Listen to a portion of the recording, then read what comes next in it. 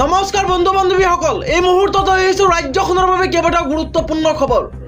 অসমৰ লগতে ভাৰতৰ বিভিন্ন প্ৰান্তৰ পৰা কেইবাটাও খবৰ যুগুতোৱা হৈছে আৰু এনেধৰণৰ খবৰসমূহ নিতৌ চাবৰ কাৰণে চেনেলটো ছাবস্ক্ৰাইব কৰি ভিডিঅ'টোত এটা লাইক কৰি দিব।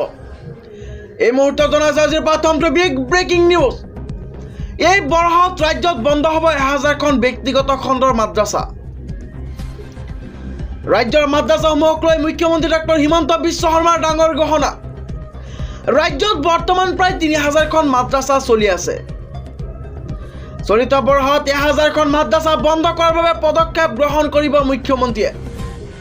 পৰৱৰ্তী খবৰটো হৈছে অহা 26 জানুৱাৰীত 10 লাখতকৈ অধিক পৰিয়ালে লাভ কৰিব ৰেচন কাৰ্ড। ৰেচন কাৰ্ড নথকা পৰিয়াললৈ সুখবৰ। 16 পৰা 22 জানুৱাৰীলৈকে প্ৰদান কৰা হ'ব 10,73,489খন নতুন ৰেচন কাৰ্ড। 17 জানুৱাৰীৰ পৰা 28 জানুৱাৰীলৈ ৰাজ্যত পালন কৰা হ'ব বৰ্ধিত অন্ন সেৱা সপ্তাহ।